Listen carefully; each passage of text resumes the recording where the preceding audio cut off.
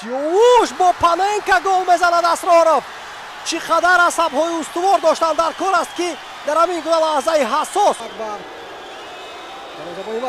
ضربه و بار میگرداند بعدم کوواچ است. بله اسکانیان ضربه اسکانیان سمت توپ رو پیشگویی کرده توانست.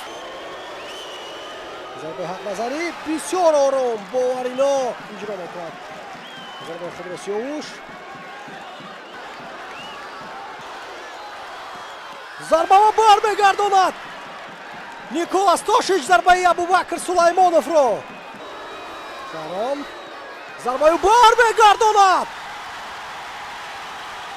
تقویزاده ضربه و دقیق غیر امکان برای برگردانی کمالافه ضربه و اولی جنوب بزند کمالافه فتح‌الله ضربه و گل سالیدیوم پیهم استقلال نمیتواند به فینال جام تاجیکستان برایت وخش باشد. استقلال را از ادامه مسابقه محروم میسازد. 4-2 در سلسله 11 متره وخش موفق میشود.